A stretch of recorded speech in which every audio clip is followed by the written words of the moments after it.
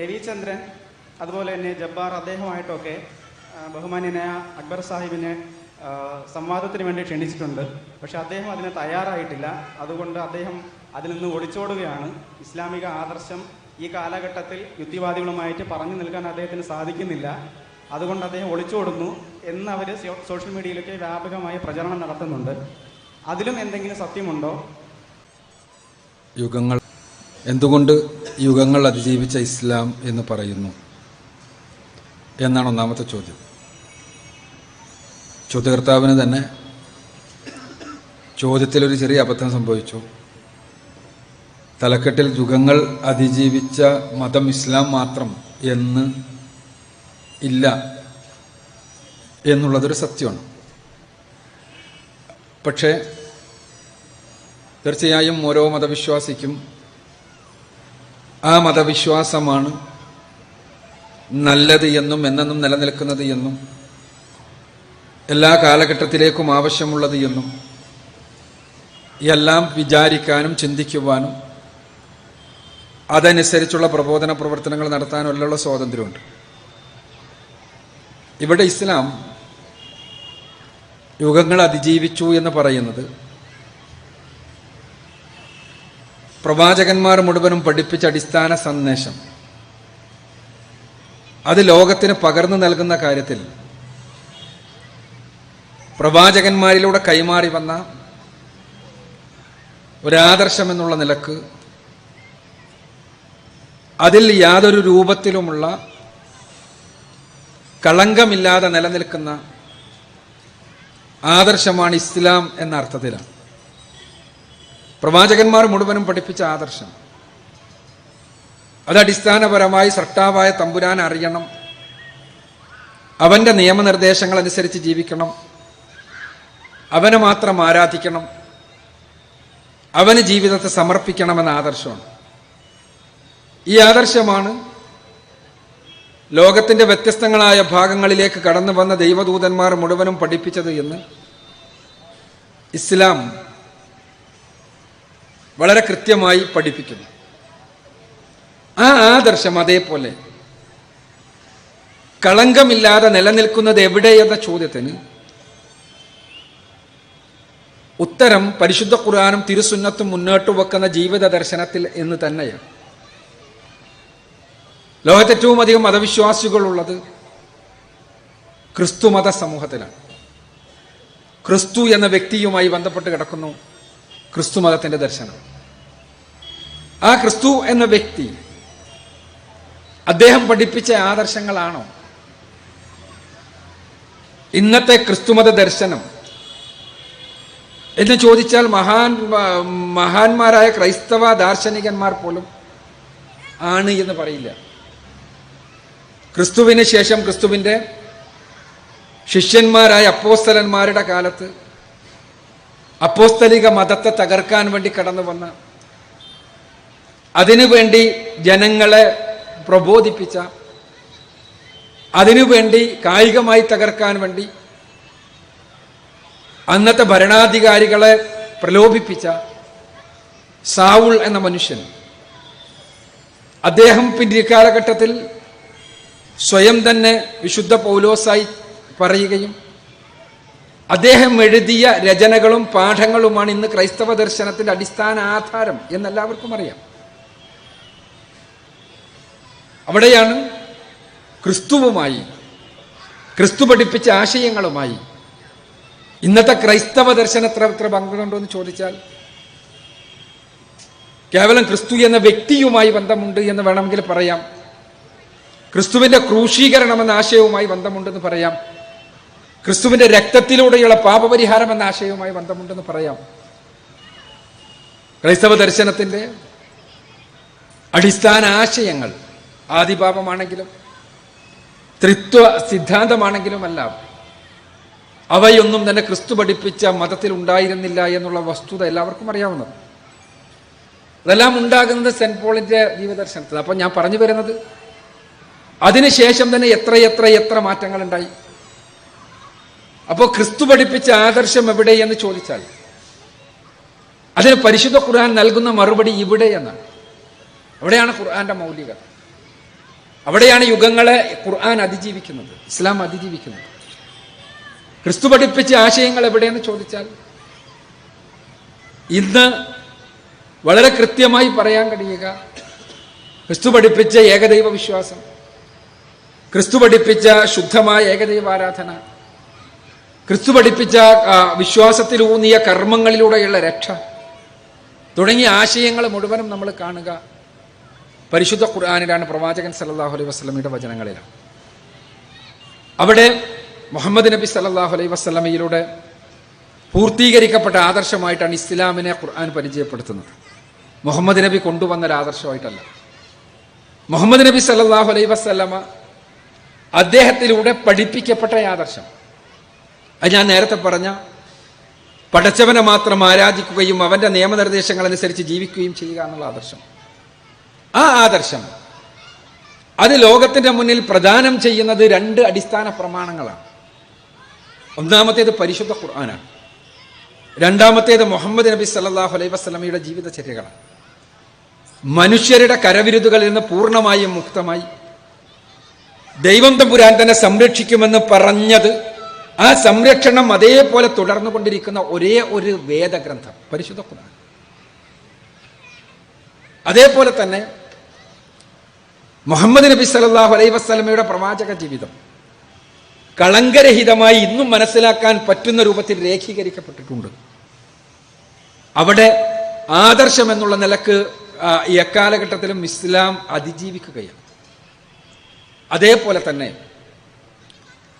അതിൻ്റെ മറ്റ് കാര്യങ്ങളും, അടിസ്ഥാന ആദർശം, അതേപോലെ തന്നെ അതിൻ്റെ വേദഗ്രന്ഥം, അതിൻ്റെ അടിസ്ഥാന ദർശനം, അതിൻ്റെ മാനവികമായ സങ്കല്പനങ്ങൾ, ഇതെല്ലാം നിലനിൽക്കുന്നത് കൊണ്ട് തന്നെയാണ് ഇസ്ലാമിനോടുള്ള വിരോധവും.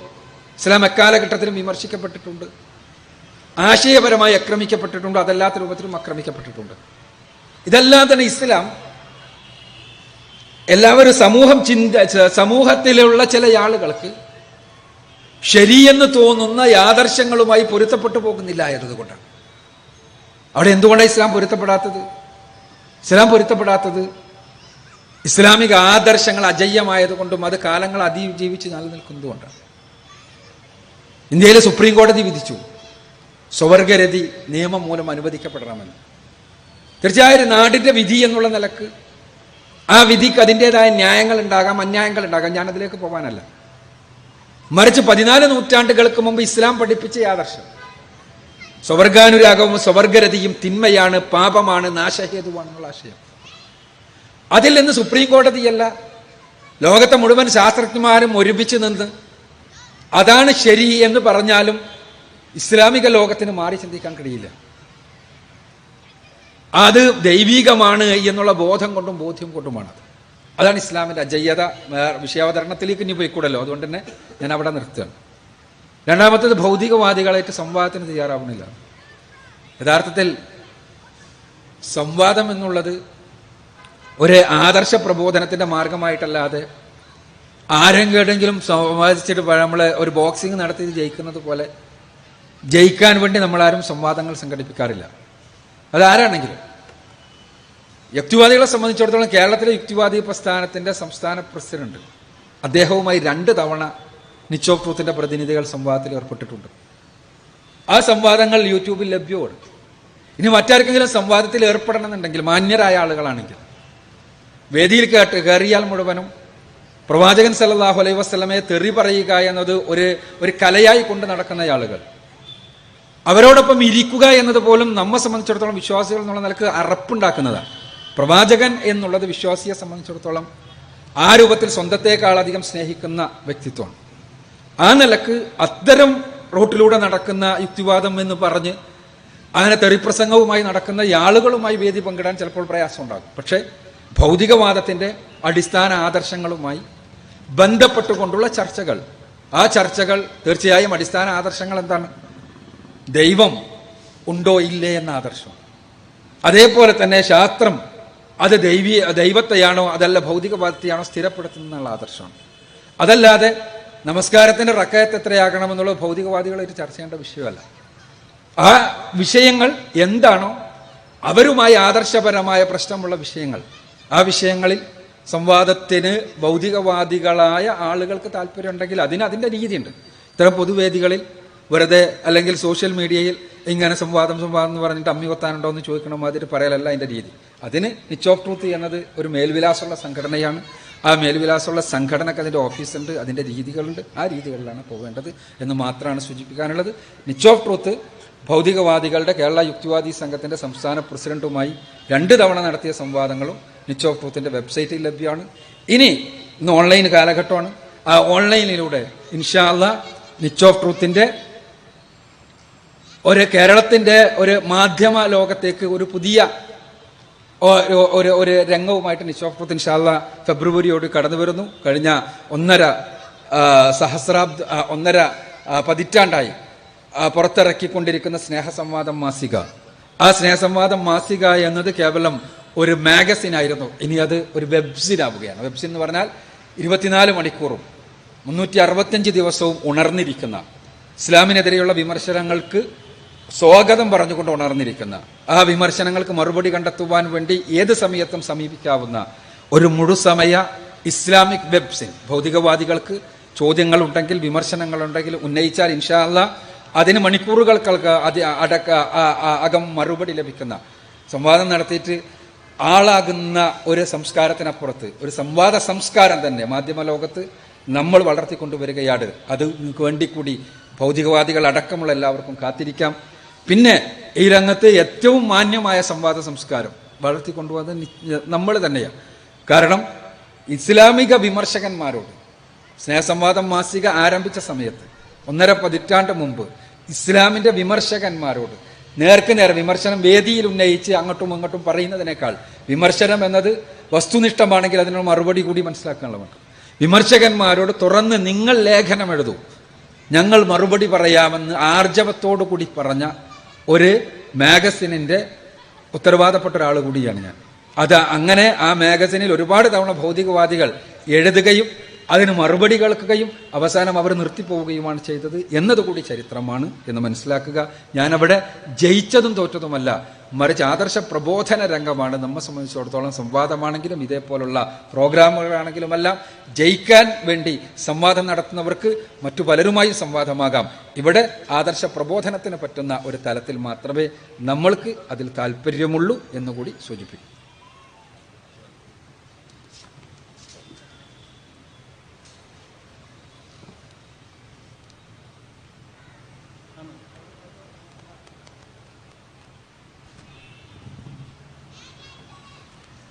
അസ്സലാമു അലൈക്കും.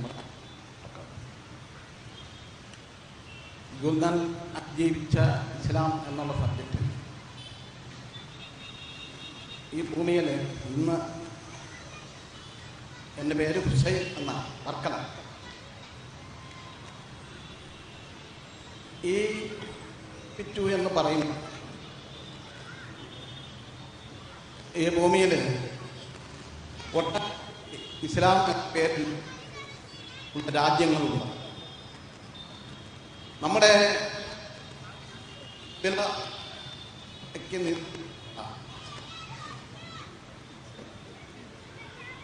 ഖിബലയ്ക്ക് നിദാനമായ സൗദി അറേബ്യ ഭരിക്കുന്നത് ഇസ്ലാമികമാണോ? അവിടെ ഒരു രാജാവുണ്ട്. പല രാജ്യങ്ങളിലും രാജാക്കന്മാരാണ് ഭരിക്കുന്നത്. ഇസ്ലാമിൽ രാജാവുണ്ട്, ഒരു രാജാവേ ഉള്ളൂ, അത് അല്ലാഹു.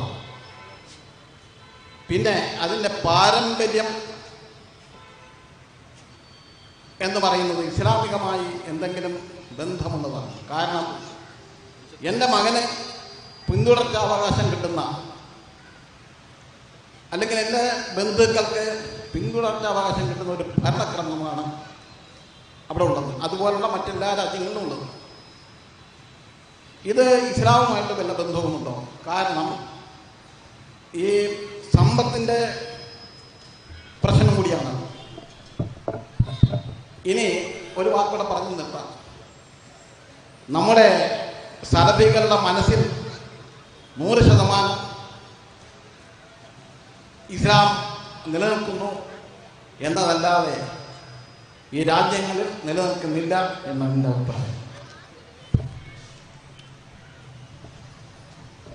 സലഫികളുടെ മനസ്സിൽ 100% ഇസ്ലാം നിലനിൽക്കുന്നു എന്നല്ലാതെ രാജ്യങ്ങളിൽ ഇസ്ലാം നിലനിൽക്കുന്നില്ല എന്നാണ് എൻ്റെ സുഹൃത്തിൻ്റെ അഭിപ്രായം, ജ്യേഷ്ഠ സുഹൃത്തിൻ്റെ അഭിപ്രായം. അദ്ദേഹം സൗദി അറേബ്യയിൽ ഇസ്ലാമികമാണോ, ഇസ്ലാമിക ഭരണമാണോ എന്നല്ലാണ് ചോദ്യം. സൗദി അറേബ്യയുടെ ഒരു സ്പോക്സ്മാൻ അല്ല ഞാൻ, അതുകൊണ്ട് തന്നെ അതിന് മറുപടി പറയേണ്ട ബാധ്യത എനിക്കില്ല. യഥാർത്ഥത്തിൽ അദ്ദേഹത്തിൻ്റെ അവസാനത്തെ വാചകം തന്നെയാണ് ഇതിൽ ഏറ്റവും പ്രധാനപ്പെട്ട സംഗതി. ഇസ്ലാം നിലനിൽക്കേണ്ടത് മനുഷ്യ മനസ്സുകളിലും മനുഷ്യ ജീവിതത്തിലുമാണ്, അല്ലാതൊരു പ്രദേശത്തല്ല. ഇസ്ലാം നിലനിൽക്കുകയും അങ്ങനെയാണ്. ഇസ്ലാമിക രാഷ്ട്ര സംവിധാനം ഉള്ളിടത്തു പോലും സ്വാഭാവികമായ പ്രശ്നങ്ങൾ പലതും ഉണ്ടാകും, കുഴപ്പങ്ങളുണ്ടാകും. ഏറ്റവും അധികം വാഴ്ത്തപ്പെടുന്ന ഭരണ സംവിധാനം, ഇസ്ലാമിക ഭരണ സംവിധാനം ഏതാണ്? ഉമർ റളിയല്ലാഹു അൻഹുവിന്റെ ഭരണ സംവിധാനമാണ്, അല്ലേ? ഗാന്ധിജി പോലും പറഞ്ഞത് ഇന്ത്യ സ്വതന്ത്രമാകുമ്പോൾ ഉമറിന്റെ ഭരണം വരണമെന്ന് ഞാൻ ആഗ്രഹിക്കുന്നു. ഉമർ റളിയല്ലാഹു അൻഹുവിന്റെ ഭരണ സംവിധാനം ആണ് ലോകത്തിന് മാതൃകയായ നീതിയുടെ ഭരണ സംവിധാനം. ആ നീതിയുടെ ഭരണ സംവിധായകനായ ഉമറിനെ എങ്ങനെയാണ് അദ്ദേഹം കൊല്ലപ്പെട്ടത്? അദ്ദേഹത്തെ ഒരാൾ കൊല്ലുകയായിരുന്നു. ആ കൊന്നയാളെ സംബന്ധിച്ചിടത്തോളം ഉമർ അനീതി ചെയ്തു എന്നുള്ളതുകൊണ്ടാണ് കൊന്നത്. അയാളെ സംബന്ധിച്ചിടത്തോളം ഉമർ റളിയല്ലാഹു അൻഹുവിന്റെ നീതിനിഷ്ഠമായ ഭരണം പോലും അനീതിയായി അനുഭവപ്പെട്ടു എന്നാണ് അതിന്റെ അർത്ഥം. ഞാൻ സൂചിപ്പിക്കുന്നത് 100% എല്ലാവർക്കും ശരി എന്ന് തോന്നുന്ന രൂപത്തിൽ ഒരാൾക്കും ഭരിക്കാൻ കഴിയില്ല. ഇസ്ലാമിക നിയമങ്ങളും ഇസ്ലാമിക രാഷ്ട്രവുമെല്ലാം നിലവിലുള്ള സാഹചര്യത്തിനനുസരിച്ച് ഒരു രാഷ്ട്ര സംവിധാനത്തെ എങ്ങനെ മുന്നോട്ട് കൊണ്ടുപോകണമെന്നാണ് പഠിപ്പിക്കുന്നത്. ഇസ്ലാമിക രാഷ്ട്രം, ആ രാഷ്ട്രം എന്ന് പറയുമ്പോൾ ആധുനിക രാഷ്ട്രമീമാംസയുടെ രീതിയിൽ ഇസ്ലാമിക രാഷ്ട്ര സംവിധാനത്തെ പോലും നമ്മൾ എടുത്തുകൂടാ.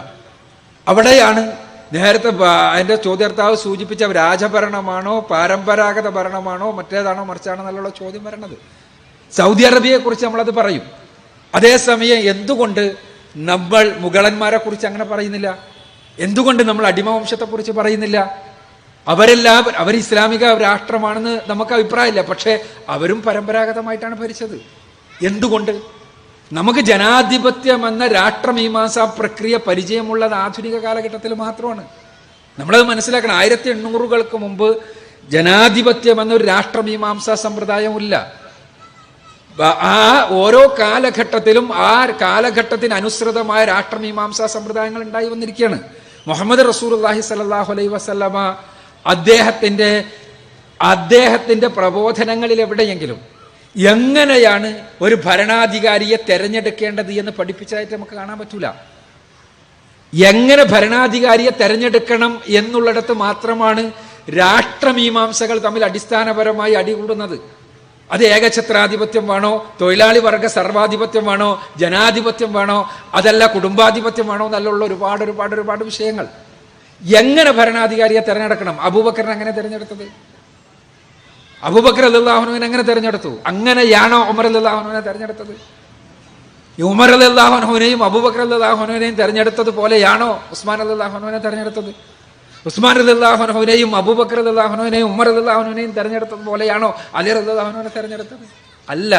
ഈ 4 ഇസ്ലാമിക ചരിത്രത്തിലെ പ്രഗത്ഭരായ 4 ഖലീഫമാരും അവർ തെരഞ്ഞെടുക്കപ്പെട്ട രീതി 4 തരായിരുന്നു.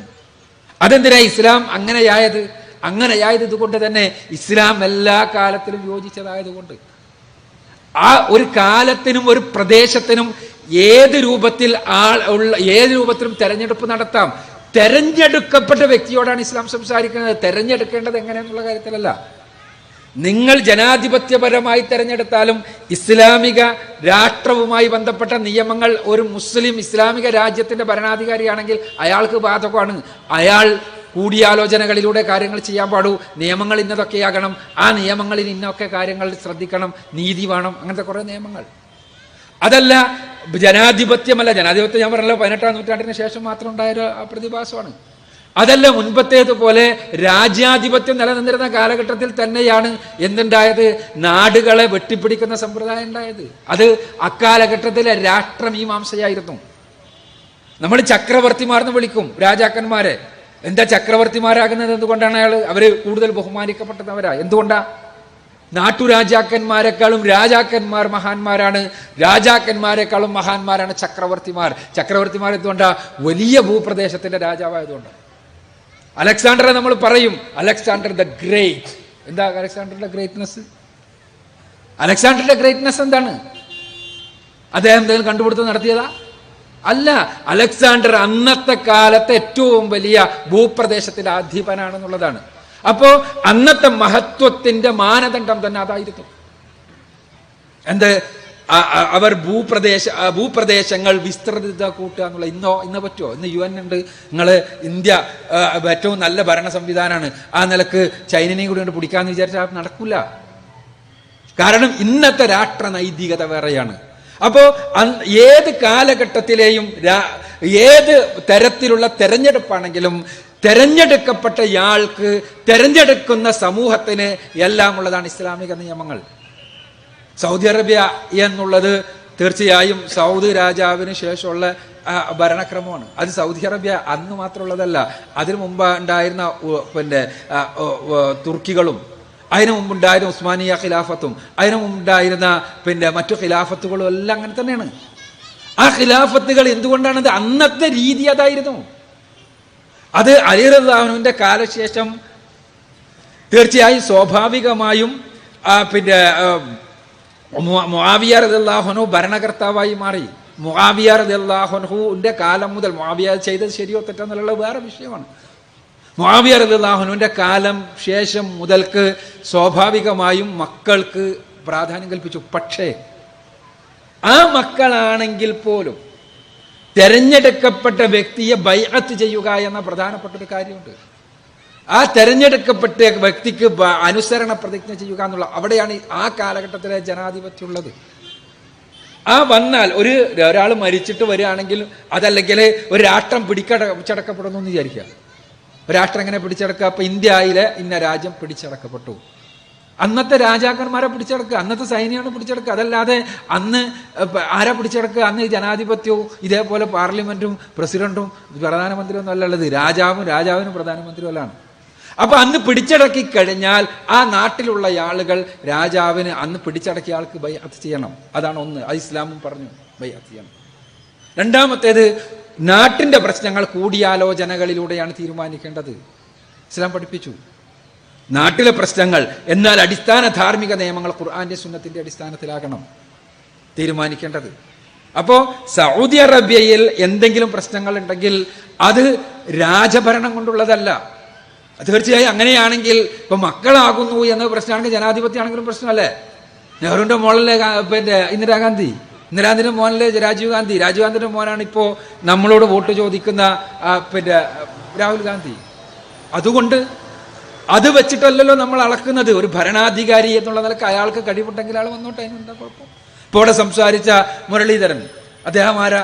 കരുണാകരന്റെ മോനാണ്. അതുകൊണ്ട് അദ്ദേഹത്തിന് രാഷ്ട്രീയത്തിന് പറ്റില്ല എന്ന് പറയാൻ പറ്റുമോ? ഇല്ല. ഭരണാധികാരി എന്നുള്ള ആൾക്ക് അദ്ദേഹം കഴിവുള്ള ആളാണെങ്കിൽ അദ്ദേഹം വരണം. അപ്പൊ ഞാൻ പറഞ്ഞു വരുന്നത് ഇതാണ്, മക്കളാണ് എന്നുള്ളതൊരു ഡിസ്ക്വാളിഫിക്കേഷൻ അല്ല. അവിടെ ആ മക്കളാണെങ്കിലും ആരാണെങ്കിലും ഇസ്ലാമിക രാഷ്ട്ര സംവിധാനമാണെങ്കിൽ അവർ ഭരിക്കേണ്ടത് ഇസ്ലാമിക നിയമം അനുസരിച്ചാണ്, നീതിയാണ് ഉണ്ടാകേണ്ടത്. ഇതാണ് ഇസ്ലാം പഠിപ്പിക്കുന്നത്. എങ്ങനെ തെരഞ്ഞെടുക്കപ്പെടുന്നു എന്നല്ല, തെരഞ്ഞെടുക്കപ്പെട്ടവർ എങ്ങനെ പെരുമാറണം എന്നുള്ളതാണ് ഇസ്ലാമിലെ അടിത്തറ.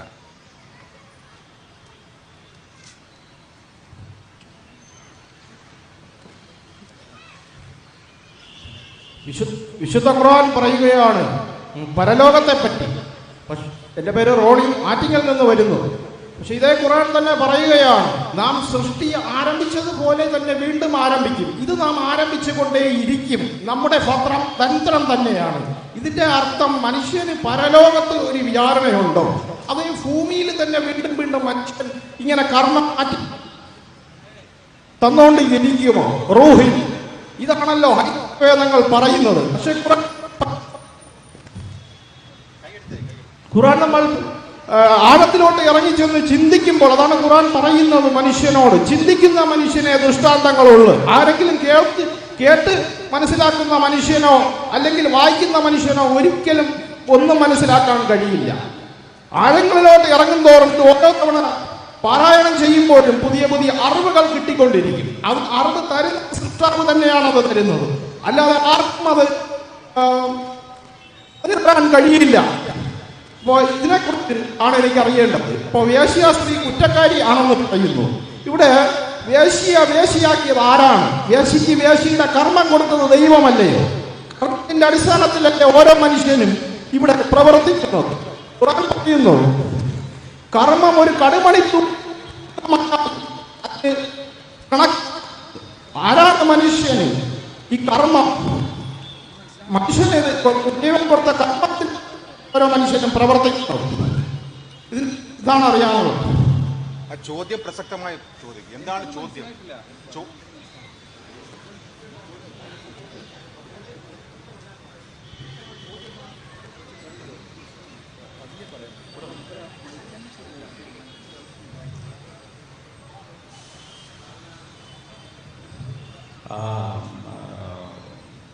ഖുർആൻ പറയുകയാണ് പരലോകത്ത് മനുഷ്യനൊരു ജീവിതമുണ്ട് എന്ന്. ഇതേ ഖുർആൻ തന്നെ പറയുകയാണ് നാം സൃഷ്ടി ആരംഭിച്ചതുപോലെ തന്നെ വീണ്ടും ആവർത്തിക്കും. ഇത് നാം ആവർത്തിച്ചു കൊണ്ടേയിരിക്കും. നമ്മുടെ തന്ത്രം തന്നെ. പരിശുദ്ധ ഖുർആനിൽ പരലോകത്താണ് പുനരുജ്ജീവനം എന്ന് പറയുന്നു. അതേ ഖുർആൻ തന്നെ സൃഷ്ടി ആരംഭിച്ചത് നമ്മൾ, സൃഷ്ടി പിന്നീട് തുടർന്നുകൊണ്ടിരിക്കുന്നു നമ്മളെന്ന് പറയുന്നുണ്ട്. അങ്ങനെയാണെങ്കിൽ ഇവിടെ തന്നെ പുനരുജ്ജീവനമാണോ ഉള്ളത്, അതല്ല പരലോകത്തുള്ള പുനരുജ്ജീവനമാണോ ഉള്ളത്? അതാണല്ലോ ചോദ്യം, അല്ലേ? യഥാർത്ഥത്തിൽ പരിശുദ്ധ ഖുർആൻ മനുഷ്യനെ സംബന്ധിച്ചിടത്തോളം മനുഷ്യന് ഈ ഭൂമിയിൽ ഒരു ജീവിതമേ ഉള്ളൂ എന്ന് പഠിപ്പിക്കുകയും മരണാനന്തര ജീവിതം തീർച്ചയായും മനുഷ്യൻ്റെ നന്മ തിന്മകൾക്ക് കൃത്യമായി പ്രതിഫലം കൊടുക്കുന്ന പ്രതിഫലവേദിയാണ് എന്ന് പഠിപ്പിക്കുകയും ചെയ്യുന്ന ആദർശമാണ് ഖുർആൻ്റെ ആദർശം. സൃഷ്ടി തുടങ്ങുകയും സൃഷ്ടി ആവർത്തിക്കുകയും ചെയ്യുന്നു എന്ന് പറയുന്നത് പടച്ച തമ്പുരാന്റെ സൃഷ്ടിക്രമമാണ്. മനുഷ്യനെ തന്നെ സൃഷ്ടി ആരംഭിക്കുന്നു എന്നല്ല ഖുർആൻ പറഞ്ഞത്. മറിച്ച് സൃഷ്ടി എന്നുള്ളതൊരു തുടക്കം. ആ തുടക്കത്തിൽ തീർച്ചയായും വീണ്ടും ആദ്യ മനുഷ്യനെ സൃഷ്ടിച്ചതിന് ശേഷം വീണ്ടും സൃഷ്ടി തുടർന്നുകൊണ്ടേയിരിക്കും. ആദ്യ മനുഷ്യന്റെ സൃഷ്ടിയോടുകൂടി അവസാനിക്കല്ല. ഓരോ മനുഷ്യനെയും സൃഷ്ടിക്കുന്നത് പടച്ചവൻ തന്നെയാണ്. അതിനുള്ള ക്രമം പടച്ചവൻ ഉണ്ടാക്കി. ആ ക്രമം അനുസരിച്ച് ഓരോ മനുഷ്യനെയും സൃഷ്ടിക്കുന്നു. ഇതേപോലെ തന്നെ ജീവജാലങ്ങളെയും മറ്റുമല്ലോ. ആദ്യം പ്രപഞ്ചത്തെ സൃഷ്ടിച്ചു. ആ പ്രപഞ്ചത്തിന്റെ സൃഷ്ടിക്ക് ശേഷം അതിൻ്റെ പരിണാമത്തിന്റെ ഒരു പ്രത്യേക ഘട്ടത്തിൽ ജീവജാലങ്ങളെ ഭൂമിയിൽ പടച്ചവൻ സൃഷ്ടിച്ചു. ആ ജീവജാലങ്ങളെ സൃഷ്ടിച്ചതിന് ശേഷം ആ സൃഷ്ടി തുടർന്നുകൊണ്ടേയിരിക്കുന്നു. ആ തുടർച്ചയാണ് പരിശുദ്ധ ഖുർആൻ സൃഷ്ടി തുടർച്ച പറഞ്ഞതല്ല മനുഷ്യനെ തന്നെ വീണ്ടും വീണ്ടും സൃഷ്ടിക്കുന്നു എന്ന് ഖുർആനിൽ എവിടെയും പറഞ്ഞിട്ടില്ല. അത് ഖുർആൻ വിരുദ്ധമായ ഒരാശയമാണ്. പുനർജന്മം എന്നുള്ളത്, ഈ ഭൂമിയിൽ തന്നെയുള്ള പുനർജന്മം ഖുർആൻ അംഗീകരിക്കുന്നില്ല. ഖുർആൻ പറയുന്നത് മരണാനന്തര ജീവിതമാണ്.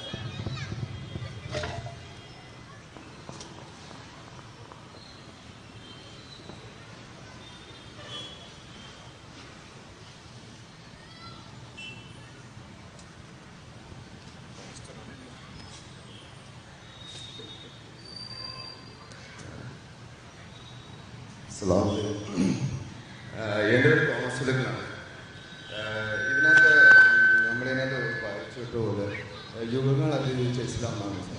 അപ്പോൾ ഈ ഞങ്ങളുടെ ഇസ്ലാമിനകത്ത് കൂടുതലായിട്ടും ക്ഷമിക്കുന്ന സ്നേഹത്തെയാണോ കൂടുതലും പോസിറ്റീവ് കൊടുക്കുന്നത്, അതോ സ്നേഹം മാത്രം ക്ഷമയാണോ കൂടുതലും ആൾക്കാർക്ക് കൂടുതൽ പ്രബോധനം കൊടുക്കുന്നത്, അതോ സ്നേഹത്തോടാണോ കൂടുതലും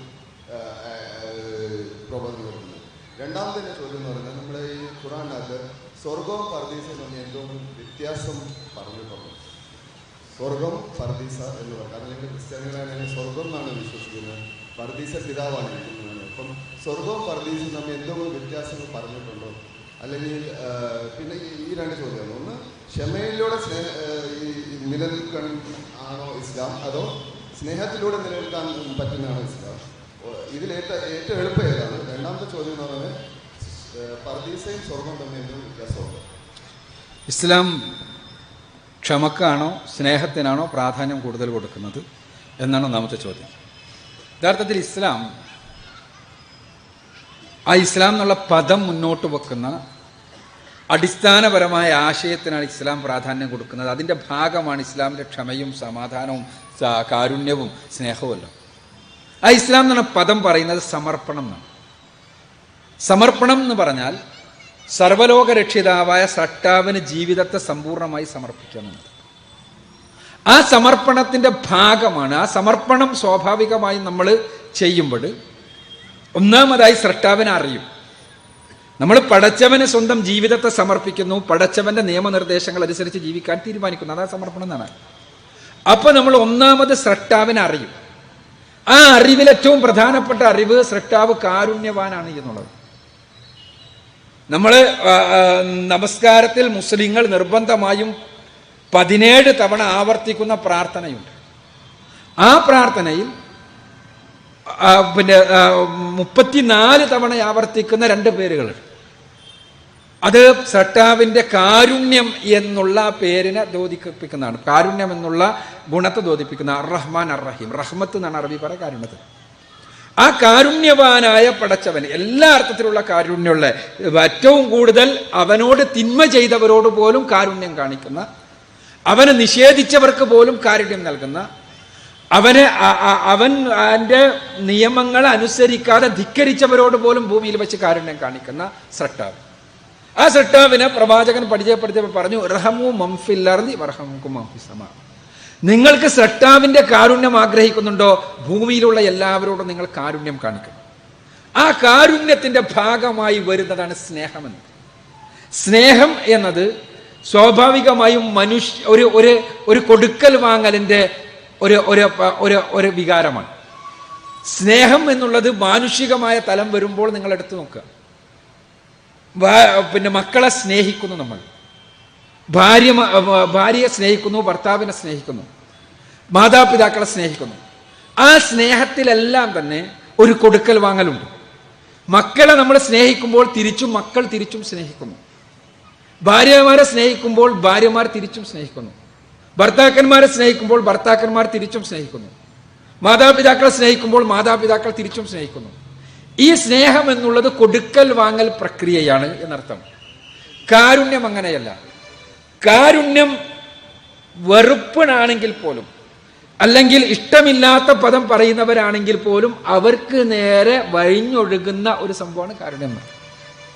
അവിടെയാണ് പടച്ചവന്റെ കാരുണ്യം പ്രധാനമാകുന്നത്. പടച്ചവനെ സ്നേഹിക്കുന്നവനാണ്, സ്നേഹവാനാണ്, സ്നേഹം വഴിഞ്ഞൊഴുകുന്നവനാണ്, അതെല്ലാം ഖുർആൻ പറയുന്നു. പക്ഷേ ഖുർആനിൽ ഏറ്റവും അധികം ആവർത്തിച്ച് വന്നിട്ടുള്ളത് പടച്ചവന്റെ കാരുണ്യത്തെക്കുറിച്ചാണ്. അതേ കാരുണ്യം സൃഷ്ടികളോട് കാണിക്കണമെന്നാണ് ഖുർആൻ പറഞ്ഞിട്ടുള്ളത്. ആ കാരുണ്യത്തിന്റെ ഭാഗമാണ് ക്ഷമ. കാരുണ്യത്തിന്റെ ഭാഗമായി ക്ഷമ വരുന്നത് എങ്ങനെയാണ്? കാരുണ്യത്തിന്റെ ഭാഗമാണ് ക്ഷമ എന്ന് പറയുന്നത് എപ്പോഴാണ്? നമ്മൾ ക്ഷമിക്കുന്നത് എപ്പോഴാണ്? നമുക്ക് ഇഷ്ടമില്ലാത്ത ഒരു സംഗതി ഉണ്ടാകുമ്പോൾ, അല്ലെങ്കിൽ നമുക്ക് പ്രയാസമുള്ള ഒരു സംഗതി ഉണ്ടാകുമ്പോൾ അതിൽ നമ്മൾ ഒരു പ്രയാസപ്പെടാതെ അതിനോട് നെഗറ്റീവായി പ്രതികരിക്കാതിരിക്കുന്നതാണ് ക്ഷമ.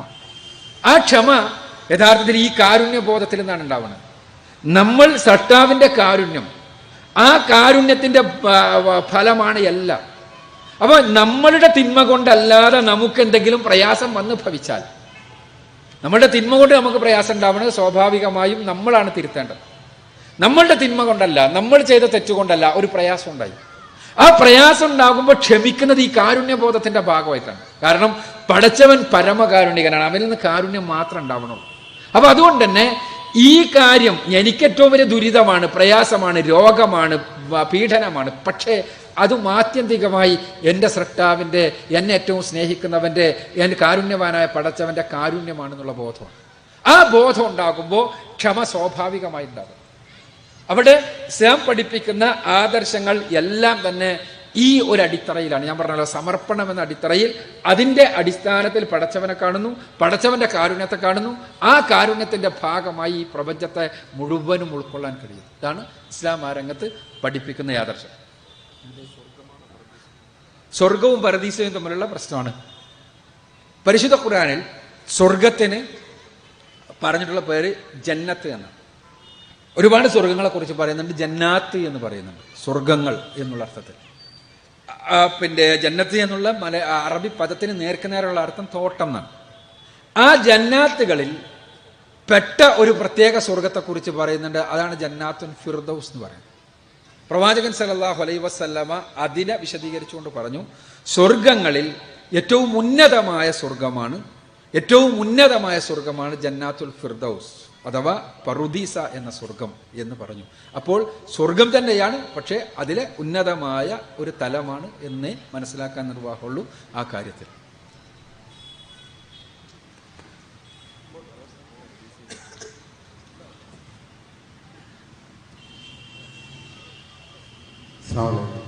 എൻ്റെ പേര് താജുദ്ദീൻ, തിരുവനന്തപുരം. എനിക്ക് ചോദിക്കാനുള്ളത്, ഖുർആനിൽ ഒരായത്തുണ്ട്, കുന്തും ഖൈറ ഉമ്മത്തിൻ ഉഖ്രിജത് ലിന്നാസ്. മനുഷ്യ സമൂഹത്തിന് വേണ്ടി നിയോഗിക്കപ്പെട്ട ഉത്തമ സമൂഹമാണ് മുസ്ലിങ്ങൾ. ഇന്ത്യയിൽ 135 കോടിയോളം ജനങ്ങളുണ്ട്. 1914 മുതൽ 18 വരെ 4 ലക്ഷം കർഷകർ ആത്മഹത്യ ചെയ്തു. ഈ സമുദായം, ഈ ഖൈർ ഉമ്മത്ത് എന്തേ അവർക്ക് വേണ്ടി ചെയ്തു? ലോകത്ത് 175 കോടി വരുന്ന മുസ്ലിം സമൂഹം ഖൈർ ഉമ്മത്ത്, അവരാവശ്യമേ ഭൂമിയിലില്ല. ജനങ്ങളില്ലെങ്കിൽ ജനങ്ങൾക്ക് വേണ്ടി മാത്രമാണ് ഈ ഉത്തമ സമുദായത്തെ അള്ളാഹു നിയോഗിച്ചത്. നിങ്ങൾ എത്ര ഈ കാലഘട്ടത്തിൽ നിച്ചോത്രത്തോ അല്ലെങ്കിൽ KNMോ അല്ലെങ്കിൽ സർവീ പ്രസ്ഥാനങ്ങളോ ഈ സമൂഹത്തിന് വേണ്ടി, ലോകത്തെ മനുഷ്യർക്ക് വേണ്ടി, ഇന്ത്യയിലെ ജനവിഭാഗങ്ങൾക്ക് വേണ്ടി, കർഷകർക്ക് വേണ്ടി, പാടുപെടുന്നവർക്ക് വേണ്ടി, അധ്വാനിക്കുന്നവർക്ക് വേണ്ടി എന്ത് ചെയ്തു? ഇനി രണ്ടാമത്തെ ഒരു ചോദ്യം കൂടെ. ഈ ഒരുപാട് മുസ്ലിം സംഘടനകൾ ഇന്ന് നിലനിൽക്കുന്നു. എല്ലാവരും പറയുന്നു ഞങ്ങൾ മാത്രമാണ് സ്വർഗത്തിൽ പോകുന്നത്. 175 കോടി ജനങ്ങൾ മുസ്ലിങ്ങളുള്ളതിൽ ഓരോ പ്രദേശത്തുള്ളവർ പറയുന്നു ഞങ്ങൾ മാത്രമാണ് സ്വർഗത്തിൽ പോകുന്നത്. ഖുർആൻ വളരെ കൃത്യമായിട്ട് പറയുന്നു, ഭിന്നിച്ചവർ ശിർക്ക് ചെയ്തിരിക്കുന്നു, അവർ അള്ളാഹുവിൻ്റെ ഭാഷ്യത്തെ മുറുകെ പിടിച്ചില്ല. അതുകൊണ്ട് തന്നെ ഭിന്നിച്ച് പോകുന്നവർ ഏകദേശം ഒരു 5%, 6% ഉള്ള ഓരോ ഗ്രൂപ്പുകളും പറയുന്നു ഞങ്ങളാണ് സ്വർഗത്തിൽ പോകണം. ബാക്കി എല്ലാവരും Mahatma Gandhi, mother Teresa, Nelson Mandela മുതലായ എല്ലാവരും നരകത്തിലാണ്. സ്വർഗത്തിൽ പോകണം ഞങ്ങൾ മാത്രം. ഞങ്ങൾ സലഫി പ്രസ്ഥാനത്തിൽ നിന്ന് വിട്ടുപോയ, മുജാഹിദ് ഗ്രൂപ്പുകളിൽ നിന്ന് വ്യത്യസ്തമായി വിട്ടുപോയ ഓരോ ഗ്രൂപ്പും അവകാശപ്പെടുന്നു ഞങ്ങൾ മാത്രമേ സ്വർഗത്തിൽ പോകും. ജനങ്ങൾക്ക് വേണ്ടി ഒന്നും ചെയ്യുന്നില്ല, സമൂഹത്തിന് വേണ്ടി ഒന്നും ചെയ്യുന്നില്ല, ഞങ്ങൾ മാത്രമേ സ്വർഗത്തിൽ പോകുന്നുള്ള ഒരൊറ്റ അവകാശവാദമാണ് നിങ്ങൾക്കുള്ള കൃത്യമായ മറുപടി.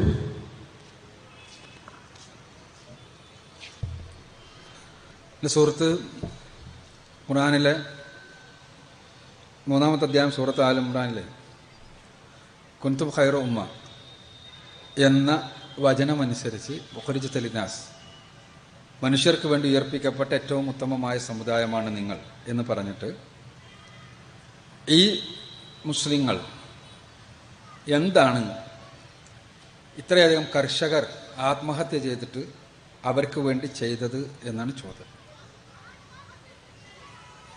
യഥാർത്ഥത്തിൽ ആയത്തിനെ എൻ്റെ സുഹൃത്ത് ഒന്ന് തെറ്റിദ്ധരിച്ചിട്ടുണ്ട്. അത് ബോധപൂർവമാണെങ്കിൽ തിരുത്താൻ വേണ്ടിയാണ് ഞാൻ പറയുന്നത്.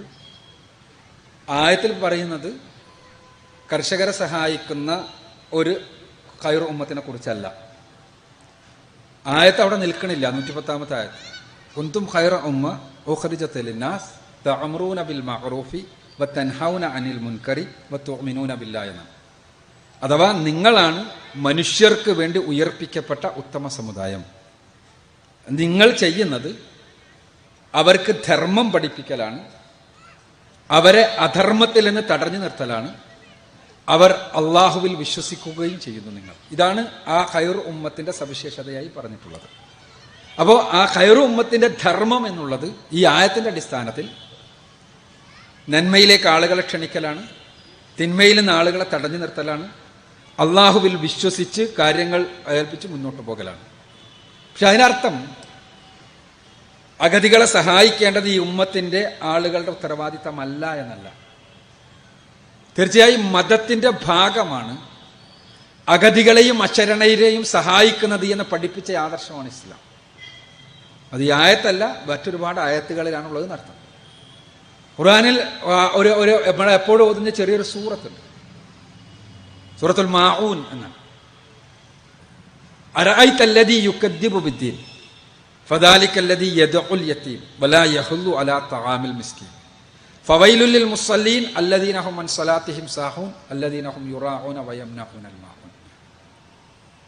ഖുർആൻ പറയുന്നത് മതനിഷേധിയെ, മതത്തെ കളവാക്കുന്നവനെ നീ കണ്ടുപോ. മതനിഷേധി എന്ന് പറഞ്ഞാൽ ഭൗതികവാദി എന്നാണ് നമ്മളുടെ ഉത്തരം. എന്നാൽ ഖുർആന്റെ ഉത്തരം അങ്ങനെയല്ല. മതനിഷേധി എന്ന് പറഞ്ഞാൽ ഖുർആന്റെ ഉത്തരം അവൻ നമസ്കരിക്കുന്നവനാണ്, പക്ഷേ അവൻ പാവപ്പെട്ടവരെ സഹായിക്കുന്നില്ല, അവൻ അഗതികൾക്ക് ഭക്ഷണം കൊടുക്കുന്നില്ല, യതീമുകളെ സംരക്ഷിക്കുന്നതിനും പ്രോത്സാഹനം നൽകുന്നില്ല, അവൻ ചെറിയ ചെറിയ സഹായങ്ങൾ പോലും ചെയ്യുന്നതിനെ തടഞ്ഞു വെക്കുന്നവരാണ്. അപ്പൊ അതുകൊണ്ട് തന്നെ ആരെങ്കിലും പ്രയാസപ്പെടുന്നുണ്ടെങ്കിൽ ആ പ്രയാസത്തെ സഹായിക്കേണ്ട ഉത്തരവാദിത്വം ആർക്കുണ്ട്? എല്ലാ മുഅ്മിനും. എൻ്റെ സുഹൃത്ത് ഇവിടെ ചോദിച്ച ആ ചോദ്യം നമ്മളെല്ലാവരും സ്വയം ചോദിക്കേണ്ടതാണ്. എന്നോട് പേഴ്സണലായി താങ്കൾ എന്തു ചെയ്തു എന്ന് ചോദിച്ചാൽ ഇൻഷാ അല്ലാഹ് അത് പേഴ്സണലായിട്ട് ഞാൻ ഉത്തരം പറഞ്ഞോളാം, എവിടുന്ന് പറയേണ്ട ഉത്തരവല്ല. അതേപോലെ തന്നെ ഓരോ മുഅ്മിനും ഉത്തരം പറയേണ്ടതാണ്. നിങ്ങൾ ഇപ്പോൾ ഓരോ വിഷയങ്ങൾ ഉണ്ടാകുമ്പോഴും, ഇപ്പോൾ ആ പട്ടിണി കിടന്ന് മരിച്ച അല്ലെങ്കിൽ ആത്മഹത്യ ചെയ്ത കർഷകർക്ക് വേണ്ടി എന്ന് പറയുന്നത് ഓരോ കർഷകന്റെയും വീട്ടിൽ പോയി നോക്കുക, അല്ലെങ്കിൽ അത്തരം പ്രശ്നങ്ങൾ നടക്കുന്ന സ്ഥലങ്ങളിൽ പോയി നോക്കുക, ആരൊക്കെ എന്തൊക്കെ ചെയ്തു എന്നപ്പോൾ മനസ്സിലാക്കാൻ കഴിയും. അതല്ലാതെ നമ്മൾ സലഫി പ്രസ്ഥാനം എന്തു ചെയ്തു എന്ന് ചോദിക്കുകയാണെങ്കിൽ അതിനും സലഫി പ്രസ്ഥാനമാണ് ഉത്തരം പറയേണ്ടത്, അതിൻ്റെ സ്പോക്സ്മാൻ അല്ല ഞാൻ. പക്ഷേ ഞാൻ പ്രവർത്തകനായി പല സ്ഥലത്തേക്കും കടന്നു ചെന്ന അനുഭവം എനിക്കുണ്ട്, ചെയ്യാൻ കഴിയുന്നത് ചെയ്തു പോയിട്ടുണ്ട്. ഒന്ന്. രണ്ട്, അതിൽ ഇസ്ലാമിന് അങ്ങനത്തെ ദുരന്ത നിരാകരണവുമായി പ്രയാസങ്ങൾ അനുഭവിക്കുന്ന ആളുകൾക്ക് എങ്ങനെ സഹായിക്കണം എന്നുള്ള കാര്യത്തിൽ കൃത്യമായ മാർഗനിർദ്ദേശമുണ്ട്. രണ്ട് രൂപങ്ങളാണ് ഇസ്ലാമിന്റെ മാർഗനിർദ്ദേശം. ഒന്നാമത്തെ മാർഗനിർദ്ദേശത്തിന്റെ പേര് സക്കാത്ത് എന്നാണ്. സക്കാത്ത് ഇത്തരം ദുരിതം അനുഭവിക്കുന്ന ആളുകൾക്ക് ഉപകാരപ്രദമാകുന്ന രീതിയിലാകണം എന്ന് ഇസ്ലാം പഠിപ്പിച്ച അടിസ്ഥാനപരമായ സംഗതിയാണ്, അടിസ്ഥാനപരമായ ധർമ്മമാണ്, അടിസ്ഥാന കർമ്മമാണ്. ആ സക്കാത്ത് നമ്മുടെ എല്ലാവരുടെയും സ്വത്തിന്റെ 2.5% സക്കാത്ത്. സാമ്പത്തികമായി ഉയർന്ന കോടീശ്വരന്മാർ മാത്രം കൊടുക്കേണ്ട സാധനമല്ല. അത് അത്യാവശ്യ ചെലവുകൾ കഴിച്ച് അടിസ്ഥാന ബാക്കിയുള്ള ആളുകളുടെ മുഴുവനും സമ്പത്തിന്റെ 1% പാവപ്പെട്ടവന്റെ അവകാശമാണെന്നാണ് ഇസ്ലാം പഠിപ്പിച്ചത്. നമ്മൾ ബാക്കിയുള്ളവർ മറ്റവരെന്ത് ചെയ്തു എന്ന് ചോദിക്കുന്നതിന് മുമ്പ് നമ്മുടെ സക്കാത്ത് നമ്മൾ എങ്ങനെ ചെലവഴിച്ചു നമ്മൾ ചോദിക്കേണ്ടതാണ്. ആ സക്കാത്ത് മുസ്ലിം സമുദായം അതിനെ കേവലമായ തുണ്ടുകളാക്കി മാറ്റിയ സമയത്ത്, അല്ലെങ്കിൽ മുസ്ലിം സമുദായം അതിനെ കേവലം മുതലാളിയുടെ വീടിന്റെ മുന്നിൽ ക്യൂ നിന്നിട്ട് കൊടുക്കേണ്ട ഏർപ്പാടായി മാറ്റിയ സമയത്ത് കേരളത്തിലെ മുസ്ലിം സമുദായത്തെ മൊത്തത്തിൽ തന്നെ സക്കാത്ത് ഇസ്ലാമികമായ രീതിയിൽ സംഭരിച്ച് വിതരണം ചെയ്യണമെന്ന് പഠിപ്പിച്ച ഒരു സംഘടനയുടെ ഭൂമികയിൽ നിന്നിട്ടാണ് ഞാൻ സംസാരിക്കുന്നത്. എന്ത് പല സ്ഥലങ്ങളിലും എനിക്ക് പരിചയമുണ്ട്, ഞാൻ തന്നെ ചില സക്കാത്ത് കമ്മിറ്റികളിലുണ്ട്. കോടികൾ ഞങ്ങൾ കളക്ട് ചെയ്ത് വിതരണം ചെയ്യുന്നുണ്ട് സക്കാത്ത്. അത് ഈ പറഞ്ഞ പ്രയാസം അനുഭവിക്കുന്ന ആളുകളിൽ തന്നെയാണ്. അതേപോലെ തന്നെ പ്രയാസം ഓരോ സമയത്തും ഉണ്ടാകുന്ന സന്ദർഭങ്ങളിൽ ആ രൂപത്തിലുള്ള ഇടപെടലുകൾ നടന്നിട്ടുണ്ട്. ഇപ്പോൾ അവിടെ പ്രളയം ഉണ്ടായി, പ്രളയത്തിന്റെ സന്ദർഭത്തിൽ ആരൊക്കെ എന്തൊക്കെ ചെയ്തു എന്ന് വിളിച്ചു പറയേണ്ട വേദിയല്ല ഇത്. അതുകൊണ്ടാണ് ഞാൻ അങ്ങനെ പറയേണ്ടതില്ലാത്തത്. ഒരു ചോദ്യം കൊണ്ട് നമ്മളുടെ ഒരു ആദർശത്തെ പണയം വെക്കേണ്ട കാര്യമൊന്നുമില്ല. അപ്പോൾ ആ സമയത്ത് ആരൊക്കെ എന്തൊക്കെ ചെയ്തു എന്ന് ആ പുനരധിവസിക്കപ്പെട്ട വീടുകളിൽ പോയി അന്വേഷിച്ച് നോക്കുക, അപ്പോൾ മനസ്സിലാകും. അപ്പോൾ ആര് ചെയ്തു എന്നുള്ളതല്ല, നമ്മൾ ചെയ്തോ എന്നാണ് നമ്മൾ ചോദിക്കുന്നത്. കുന്തും ഖൈറ ഉമ്മ എന്ന് പറഞ്ഞാൽ നിങ്ങളെല്ലാം ഖൈറ ഉമ്മത്ത്, ഞാനതല്ല എന്നല്ല. ഞാനും ആ ഖൈറ ഉമ്മത്തിൽ മെമ്പറാ. ഞാൻ എൻ്റെ സക്കാത്ത് കൃത്യമായി ഞാൻ സ്ഥലത്ത് സക്കാത്ത് കമ്മിറ്റിയെ ഏൽപ്പിച്ചു പോകും. അതല്ല എൻ്റെ ആഢ്യത്വം പ്രകടിപ്പിക്കാൻ വേണ്ടി ഞാൻ എൻ്റെ വീട്ടിൻ്റെ മുന്നിൽ വന്ന പാവപ്പെട്ടവൻ്റെ മടിശീലയിലേക്ക് എറിഞ്ഞു കൊടുത്തുവോ, അതല്ല ഞാൻ ഒന്നും ചെയ്യാതിരുന്നു പോകും. ഇതെല്ലാം നമ്മൾ സ്വയം ചോദിക്കേണ്ടതാ. ഇല്ല, എൻ്റെ നാട്ടിൽ അങ്ങനെ ഇല്ലെങ്കിൽ ഉണ്ടാക്കാൻ ഞാൻ ശ്രമിച്ചു പോകും. ആ പ്രദേശത്തുള്ള ആളുകളുടെ സക്കാത്ത് സംഭരിച്ച് ആ പ്രദേശത്തുള്ള ചിലപ്പോൾ ഫിഖ്ഹിയായ അഭിപ്രായവ്യത്യാസം ഉണ്ടാവും. ആ അഭിപ്രായവ്യത്യാസത്തിന്റെ രംഗത്ത് പോലും സാധ്യതകളുണ്ട്. പിന്നെ പല മഹല്ലുകളും ഇപ്പോൾ മതപരമായി തന്നെ ഫിഖ്ഹിയായി ചില ആളുകൾക്ക് കമ്മിറ്റികളെ ഏൽപ്പിക്കുന്നതിന് വിരോധമുണ്ട്. അങ്ങനത്തെ ചില സ്ഥലങ്ങളിൽ ഉത്ബോധനം കൊണ്ട് തന്നെ വ്യക്തികൾ ആ സമൂഹത്തിലെ ആ പ്രദേശത്തെ പ്രധാനപ്പെട്ട മഹലിന്റെ കാരണവർ ഇന്ന വ്യക്തി അയാളെ ഉത്തരവാദപ്പെടുത്തുകയും ആ ഉത്തരവാദപ്പെടുത്ത വ്യക്തിയുടെ കീഴിൽ വളരെ സുന്ദരമായി കോടികൾ പിരിച്ച് ഈ രൂപത്തിൽ പാവപ്പെട്ടവർക്ക് കൊണ്ട് വിതരണം ചെയ്യുന്നുണ്ട്. ഇതെല്ലാം നടക്കുന്നുണ്ട്. അപ്പോൾ അത് നടക്കണില്ല എന്ന് വിചാരിക്കേണ്ട ആവശ്യമില്ല. പക്ഷേ കുന്തും ഖൈറ ഉമ്മ ആ വിഷയമല്ല പറയുന്നത് എന്ന് മനസ്സിലാക്കുക. രണ്ടാമത്തെ വിഷയം, ഭിന്നിക്കുന്ന ആളുകളെല്ലാം ഞങ്ങളെ പാർട്ടിയാണ് സ്വർഗത്തിൽ എന്ന് പറയുന്നു എന്നാണ്. അവിടെ അങ്ങനെ ആരെങ്കിലും പറയുന്നുണ്ടെങ്കിൽ അവർ ആ പാർട്ടിയാണ് സ്വർഗത്തിൻ്റെ ആളുകൾ എന്ന് പറയുന്നുണ്ടെങ്കിൽ അവർ ആ പറയുന്നത് സ്വർഗത്തിലേക്കുള്ള വർത്തമാനമല്ല എന്നാണ് എനിക്ക് പറയാനുള്ളത്. ഞാനേതായാലും ഒരു പാർട്ടിയും സ്വർഗത്തിൻ്റെ പാർട്ടിയാണെന്ന് പറയാറില്ല. ഒരാശയമാണ് സ്വർഗത്തിൻ്റെ ആശയം. റസൂലുള്ളാഹി പഠിപ്പിച്ചത് അങ്ങനെ. ഞാൻ വിശ്വസിക്കുന്നില്ല സലഫി പ്രസ്ഥാനങ്ങൾ ഏതെങ്കിലും സലഫി പ്രസ്ഥാനത്തിൽ മെമ്പർഷിപ്പ് എടുത്താൽ അവിടുത്തെ പള്ളിയിൽ വന്നാൽ അവിടെ തുടർന്ന് നിസ്കരിച്ചാൽ ആ മീറ്റിങ്ങിൽ പോയാൽ സ്വർഗത്തിൽ പോകും എന്ന് പഠിപ്പിക്കുന്നുണ്ട് എന്ന് ഇത്രയും കാലം അവരോടൊപ്പം നടന്നതിലെന്ന് ഞാൻ മനസ്സിലാക്കിയിട്ടില്ല. ഞാൻ മനസ്സിലാക്കിയ സലഫികൾ പഠിപ്പിക്കുന്നത് പരിശുദ്ധ ഖുർആനും തിരുസുന്നത്തും അനുധാവനം ചെയ്ത് ജീവിച്ചാൽ അത് സലഫു സാലിഹുകൾ സഹാബിമാർ പഠിപ്പിച്ചതുപോലെ മനസ്സിലാക്കി അതനുസരിച്ച് അനുധാവനം ചെയ്താൽ അതുവഴി അള്ളാഹുവിൻ്റെ അനുഗ്രഹം കൊണ്ട് സ്വർഗപ്രവേശത്തിന് അർഹരാകാൻ കഴിയുമെന്നാണ്. അത് റസൂലുള്ളാഹി പഠിപ്പിച്ചതാണ്. ഭിന്നിപ്പിനെ കുറിച്ച് നമുക്ക് തെറി പറയാം, പക്ഷേ ഭിന്നിപ്പുണ്ടാകുമെന്ന് മുന്നറിയിപ്പ് നൽകിയ റസൂലുള്ളാഹി സ്വല്ലല്ലാഹു അലൈഹി വസല്ലമയെ നമുക്ക് തെറി അറിയാൻ പറ്റും? ഭിന്നിപ്പ് പാടില്ല എന്ന് നമ്മുടെ ആഗ്രഹമാണ്. ഖുർആൻ പറയുന്നു വഅതസിമു ബിഹബിലില്ലാഹി ജമീഅൻ വലാ തഫറഖു. ഖുർആൻ പറഞ്ഞത് വലാ തഫറഖു എന്നല്ല ആദ്യം പറഞ്ഞത്, മറിച്ച് വഅതസിമു ബിഹബിലില്ലാഹി ജമീഅൻ വലാ തഫറഖു. ആദ്യം പറഞ്ഞത് നിങ്ങൾ ഭിന്നിക്കരുതെന്നല്ല, മറിച്ച് നിങ്ങൾ അള്ളാഹുവിന്റെ പാശത്തെ മുറുകെ പിടിക്കണം എന്നാണ്. അള്ളാന്റെ കയറിനെ മുറുകെ പിടിക്കണം എന്നാണ്. അള്ളാന്റെ കയർ എന്താ? അള്ളാന്റെ കയർ ആകാശത്തിൽ നിന്ന് അള്ളാഹു ഇട്ട് തന്ന കയർ പരിശുദ്ധ ഖുർആനും പ്രവാചകൻ സല്ലല്ലാഹു അലൈഹി വസല്ലമയുടെ സുന്നത്തുമാകുന്ന കയറാണ്. അതിനെ മുറുകെ പിടിക്കൂ എനിക്കല്ലേ എന്ന് പറഞ്ഞത്. അതിനെ മുറുകെ പിടിച്ച് ആളുകൾ ഭിന്നിക്കില്ല. അതിനെ മുറുകെ പിടിക്കണം. അതിനെ പിന്നിൽ കെട്ടിയാൽ പോരാ. അത് രണ്ടും വ്യത്യാസമുണ്ട്. ഒന്ന്, പരിശുദ്ധ ഖുർആൻ നയിക്കുന്നിടത്തേക്ക് നമ്മൾ പോകണം. സുന്നത്ത് നയിക്കുന്നിടത്തേക്ക് നമ്മൾ പോകണം. അത് പോകാൻ തയ്യാറുണ്ടോ? ഭിന്നിക്കില്ല. റസൂലുള്ളാഹി അപ്പോഴും പറഞ്ഞു, പ്രവാചകൻ നമ്മൾക്ക് മുന്നറിയിപ്പ് നൽകി. പ്രവാചകൻ പറഞ്ഞത് എന്താണ്? നിങ്ങളിൽക്ക് മുൻപുള്ള വിഭാഗങ്ങൾ 72 സംഘമായിട്ടുണ്ടെങ്കിൽ നിങ്ങൾ 73 അതിന്റെ അർത്ഥം എന്താണ്? കൂടുതൽ ഭിന്നിക്കും. പ്രവാചകന്റെ നാവ് കൊണ്ട് കളവ് പറയൂല, ഭിന്നിപ്പ് സംഭവിക്കും എന്ന് പ്രവാചകൻ മുന്നറിയിപ്പ് നൽകിയതാണ്. അപ്പൊ റസൂലുള്ളാഹി പറഞ്ഞത് അങ്ങനെ ഭിന്നിക്കണ സമയത്ത് നിങ്ങൾ അതിനെല്ലാം മാറി നിന്നിട്ട് എല്ലാവരും നിങ്ങൾ ആരും ശരിയല്ല എന്ന് പറയണം എന്നല്ല റസൂലുള്ളാഹി സ്വല്ലല്ലാഹു അലൈഹി വസല്ലം പറഞ്ഞത്. അതിൽ ഒരു വിഭാഗം, അങ്ങനെ തന്നെ പറഞ്ഞത്, ഫിർഖത്തുൻ നദാണ്, ഒരു വിഭാഗം സ്വർഗത്തിന്റെ നാജിയ രക്ഷപ്പെടുന്ന വിഭാഗം ഉണ്ടാകും. ഫിർഖത്തുൻ നാജിയ എന്ന് പണ്ഡിതന്മാർ പറഞ്ഞു. ആ വിഭാഗത്തെ കുറിച്ച് രക്ഷപ്പെടുന്ന വിഭാഗം, ഫിർഖ എന്ന് പറഞ്ഞ വിഭാഗം എന്നാണ് അർത്ഥം. ആ വിഭാഗത്തെ റസൂല് ഡിഫൈൻ ചെയ്തു. എന്താ ഡിഫിനിഷൻ? റസൂൽ പറഞ്ഞു, മാ അന അലൈഹി വസ്ഹാബി, ഞാനും എൻ്റെ സ്വഹാബത്തും ഏതൊരു മാർഗത്തിലാണോ നിലകൊണ്ടത് ആ മാർഗത്തിൽ നിലകൊള്ളുന്നു. അവിടെ ഞാനും സ്വഹാബത്തും എവിടെ നിലകൊണ്ടു അവിടെ നിലകൊള്ളുന്നവൻ. അവിടെയാണ് റസൂലുള്ളാഹി സ്വല്ലല്ലാഹു അലൈഹി വസല്ലം പഠിപ്പിച്ചത്. ഞാനും സ്വഹാബത്തും നിലകൊണ്ട മാർഗത്തിൽ നിലകൊണ്ടാൽ രക്ഷപ്പെടും. നിങ്ങള് എല്ലാ വിഭാഗവും ഉണ്ടായിക്കോട്ടെ, ആ അള്ളാന്റെ റസൂലും ആ റസൂലുള്ളാഹി സ്വല്ലല്ലാഹു അലൈഹി വസല്ലം ദീൻ പഠിച്ച സ്വഹാബത്തും, അതാണ് വളരെ പെർഫെക്റ്റ് ആണ് ഇസ്ലാമിന്റെ രീതി. രക്ഷപ്പെടണമെന്ന് ആഗ്രഹിക്കുന്നവർക്ക്, ചീത്ത പറയണമെന്ന് ആഗ്രഹിക്കുന്നവർക്ക് എങ്ങനെയും പറയാം. പക്ഷേ രക്ഷപ്പെടണമെന്ന് ആഗ്രഹിക്കുന്നവർക്ക് ഇസ്ലാം പെർഫെക്റ്റ് ആയിട്ടുള്ള ഒരു രീതി തന്നു. എന്താ പെർഫെക്ഷൻ? പരിശുദ്ധ ഖുർആൻ അള്ളാന്റെ വചനങ്ങളാണ്. ആ അള്ളാന്റെ വചനങ്ങൾ പിൻപറ്റാൻ പറഞ്ഞു. റസൂലുള്ളാഹി പറഞ്ഞു, തറക്തു ഫീക്കും അംറൈൻ ലൻ തദില്ലു മാ തമസ്സക്തും ബിഹിമാ കിതാബല്ലാഹി വസുന്നത റസൂലി. ഞാൻ 2 കാര്യങ്ങൾ നിങ്ങളിൽ വിട്ടേച്ചു പോകുന്നു, അവ രണ്ടും മുറുകെ പിടിച്ചാൽ നിങ്ങൾ പിഴക്കൂല. എന്താണ്? ഖുർആനും പ്രവാചകന്റെ ചര്യയും. അത് മുറുകെ പിടിക്കണം എല്ലാവരും പറയുന്നു. പക്ഷേ എല്ലാവരും മുറുകെ പിടിക്കാന്ന് പറയുമ്പോൾ ഹബിലില്ലാഹി വഅതസിമു എന്ന് പറഞ്ഞില്ലേ, ആ പിടുത്തം, അവിടെ നമ്മളെ ആ കയറ് കൊണ്ടോണം. നമ്മൾ ആ കയറായിട്ട് നടക്കല്ല വേണ്ടത്. രണ്ടും വ്യത്യാസമുണ്ട്. അവിടെ നമ്മൾ അതിൻ്റെ പിന്നിൽ നടക്കണം, നമ്മുടെ പിന്നിൽ അതിനെ കൊണ്ടുപോകല്ല വേണ്ടത്. രണ്ടും തമ്മിൽ വ്യത്യാസമുണ്ട്. അവിടെയാണ് ഭിന്നിപ്പുണ്ടാവുക. എനിക്ക് ചില ആശയങ്ങളുണ്ട്, ആ ആശയങ്ങൾക്ക് പറ്റിയ ആയത്തോടെ അത് തരയുമ്പോൾ ആയത്ത് കിട്ടും. ഞങ്ങളുടെ നാട്ടിലുണ്ടായിരുന്ന ഒരാൾ, അയാൾ നിസ്കരിക്കൂല, അയാൾ നിസ്കരിക്കാൻ നടക്കും, പക്ഷെ ദീൻ്റെ എല്ലാം വലിയ ആളാണ്. അപ്പൊ അയാളോട് എന്താ നിസ്കരിക്കാത്ത? ഫവൈലുൽ മുസല്ലീൻ, ഖുർആനിലെ ആയത്തുണ്ട്, നിസ്കാരക്കാർക്കാണ് നാശം. ആയത്ത് കിട്ടും. അവിടെ അടുത്ത ചോദ്യം വരുന്നു, ഈ ആയത്തിന് മാ അന അലൈഹി വസ്ഹാബി, സഹാബിമാർ അങ്ങനെ അർത്ഥം മനസ്സിലാക്കിയോ? ഏതായത്തെടുത്തിട്ട് എന്ത് ഭിന്നിപ്പ് പറഞ്ഞാലും തിരിച്ചു ചോദിക്കും, നമ്മൾ സ്വഹാബിമാർ അങ്ങനെ മനസ്സിലാക്കിയോ? ഉണ്ട് എന്നാണെങ്കിൽ നമ്മൾ അതിൻ്റെ പിന്നിൽ നിൽക്കണം. ഇല്ല എന്നാണെങ്കിൽ അത് എത്ര നല്ല ആശയമാണെങ്കിലും നമുക്കത് വേണ്ട.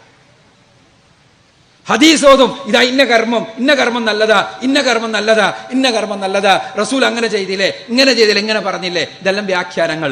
ആ റസൂല് പറഞ്ഞ ഹദീസ് എടുത്തുകൊണ്ട് ഇന്ന കർമ്മം നല്ലതാന്ന് പറഞ്ഞാൽ നമ്മൾ തിരിച്ചു ചോദിക്കും, അള്ളാന്റെ റസൂല് ഈ ഹദീസ് പറഞ്ഞു കൊടുത്ത പ്രവാചകനിൽ നിന്ന് ദീൻ പഠിച്ച സ്വഹാബിമാർ ഈ ഹദീസിൽ നിന്ന് ഇങ്ങനെ നിങ്ങൾ പറഞ്ഞ ടൈപ്പ് ഒരു കർമ്മം ഉണ്ടാക്കിയോ? ഇല്ല എന്നാണെങ്കിൽ അതിൽ നമ്മളില്ല, ഉണ്ട് എന്നാണെങ്കിൽ നമ്മൾ കൂടണം. അതാണ് ഫിർഖത്തുൻ നാജിയ. അത് ഈ ഒരു മെത്തഡോളജി, ഈ ഒരു രീതിശാസ്ത്രം, അത് രക്ഷയുടെ രീതിശാസ്ത്രമാണ്. അതേതെങ്കിലും പാർട്ടിന്റെ മെമ്പർഷിപ്പ് അല്ല.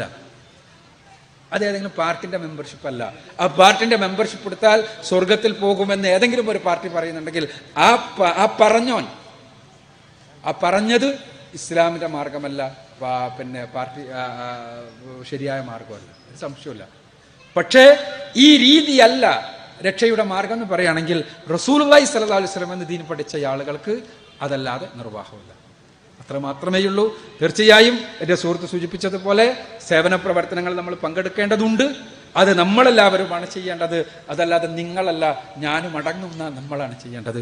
അതോടൊപ്പം തന്നെ രക്ഷയുടെ മാർഗത്തെക്കുറിച്ച് റസൂലുള്ളാഹി പഠിപ്പിച്ചിട്ടുണ്ട്. ആ മാർഗം പ്രവാചകൻ കൃത്യമായി ഡിഫൈൻ ചെയ്തിട്ടുണ്ട്. ആ മാർഗത്തിലാണ് നമ്മൾ നിൽക്കേണ്ടത്, ഏത് ഭിന്നിപ്പുണ്ടെങ്കിലും.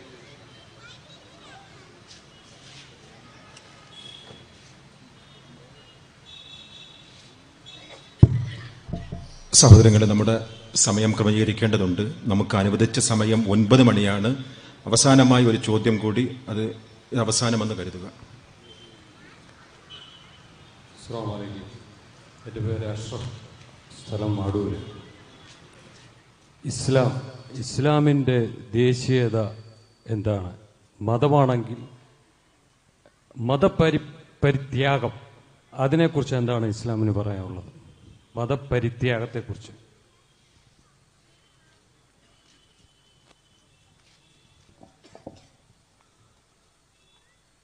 മതപരിത്യാഗത്തെക്കുറിച്ച് ഇസ്ലാമിന് എന്താ പറയാനുള്ളതെന്നാണ് എന്താ സുഹൃത്ത് ഉദ്ദേശിച്ചത് എനിക്കറിയില്ല. മതപരിത്യാഗം എന്ന് പറഞ്ഞാൽ ഇസ്ലാമിൽ നിന്ന് പുറത്തു പോകുന്നതാണെങ്കിൽ, അങ്ങനെ ഒരാൾ പുറത്തു പോയി കഴിഞ്ഞാൽ അയാളെ ഇസ്ലാം എന്ത് തെറ്റിദ്ധാരണ കൊണ്ടാണോ പുറത്തു പോയത് അത് മനസ്സിലാക്കി കൊടുത്ത് അയാളെ ഇസ്ലാമികമായ ആദർശത്തെ ബോധ്യപ്പെടുത്താൻ ശ്രമിക്കുവാനാണ് ഇസ്ലാം പഠിപ്പിച്ചിട്ടുള്ളത്. പ്രവാചകൻ സല്ലല്ലാഹു അലൈഹി വസല്ലമയുടെ സ്വഹാബിമാരിലൊരാൾ, മക്കയിൽ സ്വഹാബിമാരിലൊരാൾ, അദ്ദേഹം ചില തെറ്റിദ്ധാരണകളെ കൊണ്ട് ഇസ്ലാമിൽ നിന്ന് പുറത്തുപോയി. ആ ഇസ്ലാമിൽ നിന്ന് പുറത്തു പോയപ്പോൾ അദ്ദേഹം തന്നെ പിൽക്കാലഘട്ടത്തിൽ കാര്യങ്ങൾ മനസ്സിലാക്കി തിരിച്ചു വന്നത് നമുക്ക് കാണാൻ കഴിയും. ക്രൈസ്തവരായ ചിലർ റസൂലുള്ളാഹി സ്വല്ലല്ലാഹു അലൈഹി വസല്ലമയുടെ സമൂഹത്തെ തെറ്റിദ്ധരിപ്പിക്കാൻ വേണ്ടി ഇസ്ലാമിൽ നിന്ന് പുറത്തു പോയതായി, ഇസ്ലാമിൽ വന്നതായി ഒരാൾ പ്രഖ്യാപിച്ചു. ആൾ ഒരുപാട് കാലം ഇസ്ലാമിലുണ്ടായി, ഇസ്ലാമിക സമൂഹത്തിന്റെ ഭാഗമായി നിന്നു. പിന്നീട് അദ്ദേഹം പുറത്തുപോയി, അദ്ദേഹത്തിന്റെ നാട്ടിലേക്ക് പോയി. അങ്ങനെയും സംഭവിച്ചിട്ടുണ്ട്. ഇങ്ങനെ ഇസ്ലാമിൽ നിന്ന് പുറത്തു പോകുന്ന ഒരാൾ ഉണ്ടെങ്കിൽ അയാളെ ഇസ്ലാമിനെ ബോധ്യപ്പെടുത്തി, ഇസ്ലാം ശരി എന്താണ് എന്ന് ബോധ്യപ്പെടുത്തി അവരെ ബോധ്യപ്പെടുത്തണമെന്നാണ് ഇസ്ലാം പഠിപ്പിച്ചിട്ടുള്ള അടിസ്ഥാനപരമായി എന്നുള്ളതാണ് ആ ചോദ്യത്തിനുള്ള ഉത്തരം. ഇസ്ലാമിക രാഷ്ട്രത്തിലെ ആ രംഗത്തുള്ള നിയമമാണെങ്കിൽ അത് വേറെ ചോദ്യമാണ്, അത് വേറെ വിശദമായി ഉത്തരം പറയേണ്ടതാണ്. സഹോദരങ്ങളെ, പറഞ്ഞതുപോലെ നമ്മൾ വളരെ തുറന്ന സംവാദം ഇവിടെ അവസാനിക്കുകയാണ്. നമുക്ക് തീർച്ചയായും സമയത്തിൻ്റെ പരിമിതികളുണ്ട്. അവിടെ ഇത്തരം ഒരു പരിപാടിയിൽ ഇസ്ലാം, യുഗങ്ങളെ അതിജീവിച്ച ഇസ്ലാം എന്നുള്ള തലക്കെട്ടോടുകൂടി നമ്മൾ പ്രോഗ്രാം നടത്തുന്നത് തീർച്ചയായും ഇസ്ലാമിക ആദർശം എന്താണ് എന്നറിയാത്ത, ഇസ്ലാമിനെ തെറ്റിദ്ധരിച്ച, ഇസ്ലാമിനെ കുറിച്ച് വിമർശനങ്ങൾ ഉന്നയിക്കുന്ന ആളുകൾക്ക് ഇസ്ലാമിനെ അടുത്തറിയാനും മനസ്സിലാക്കാനുമെല്ലാമുള്ള വേദിയായിക്കൊണ്ടാണ്. അത് നമ്മെ സംബന്ധിച്ചിടത്തോളം വളരെ പരിമിതമായ സമയമാണ് ഇവിടെ ലഭിച്ചത്. എന്നിരുന്നാലും കുറേ ചോദ്യങ്ങൾ ചോദിച്ചു. ഇസ്ലാമുമായി ബന്ധപ്പെട്ട ചില പ്രശ്നങ്ങൾ നമ്മൾ ചർച്ച ചെയ്തു. ആ ചർച്ചകളെല്ലാം തന്നെ ആത്യന്തികമായി ആളുകളെ രക്ഷയുടെ മാർഗത്തിൽ ക്ഷണിക്കുക എന്ന, രക്ഷയുടെ മാർഗത്തെക്കുറിച്ച് ബോധ്യപ്പെടുത്തുക എന്ന ലക്ഷ്യത്തോടു കൂടിയുള്ളതാണ്. ഇവിടെ ഞാൻ നേരത്തെ സൂചിപ്പിച്ചതുപോലെ ഇസ്ലാമിനെതിരെയുള്ള വിമർശനങ്ങൾ കടന്നു വരുമ്പോൾ പുതിയ കാലഘട്ടത്തിൽ ഓൺലൈനിലൂടെയുള്ള വിമർശനങ്ങളുടെ പേമാരിയാണ് നടക്കുന്നത്. ആ രംഗത്ത് കേവലം ഏതെങ്കിലും വിഭാഗത്തിൻ്റേത് എന്നല്ല, എല്ലാ മലയാളികൾക്കും ഉപയോഗപ്പെടുത്താൻ കഴിയുന്ന തുറന്ന ഒരു വെബ്സൈൻ, ഒരു പുതിയ സങ്കല്പം മാധ്യമരംഗത്ത് മലയാളത്തെ സംബന്ധിച്ചിടത്തോളം വെബ്സിൻ എന്ന സങ്കല്പം പുതിയതാണ്. ഇൻഷാ അല്ലാഹ് നിച്ച് ഓഫ് ട്രൂത്ത് ഇൻഷാ അല്ലാഹ് അത് ആരംഭിക്കുകയാണ്. നിങ്ങൾ എല്ലാവരും അതുമായി സഹകരിക്കണമെന്ന് അഭ്യർത്ഥിക്കുന്നു. സഹകരിക്കാന്ന് പറഞ്ഞാൽ വേറൊന്നുമില്ല, നിങ്ങൾ ആ സൈറ്റ് സന്ദർശിച്ചാൽ തന്നെ നിങ്ങൾക്ക് ആ വിഷയങ്ങൾ കിട്ടും. സ്ഥിരമായി 24 മണിക്കൂറും ജീവിക്കുന്ന ഒരു ഇസ്ലാമിന് വേണ്ടി പോരാടുന്ന ഒരു വെബ്സൈറ്റാണ് ഇൻഷാ അല്ലാഹ് ഉണ്ടായിക്കൊണ്ടിരിക്കുന്നത്. തീർച്ചയായും ഇത്തരം പ്രോഗ്രാമുകൾ കൊണ്ട് ലക്ഷ്യമാക്കുന്നത് നമ്മൾ അറിഞ്ഞ ഒരു യാഥാർത്ഥ്യത്തെ മറ്റുള്ളവർക്ക് എത്തിക്കുക എന്നതാണ്. ആ ഉത്തരവാദിത്ത നിർവഹണത്തിന് വേണ്ടി സംഘടിപ്പിച്ച ഈ പരിപാടി ചോദ്യങ്ങൾ ചോദിച്ചും മറ്റുമെല്ലാം സഹകരിച്ച എല്ലാ സഹോദരങ്ങൾക്കും കൃതജ്ഞത രേഖപ്പെടുത്തുന്നു. അള്ളാഹു അനുഗ്രഹിക്കട്ടെ. വാഹൃദവാൻ അൽഹംദുലില്ലാഹി റബ്ബിൽ ആലമീൻ. അസ്സലാമു അലൈക്കും.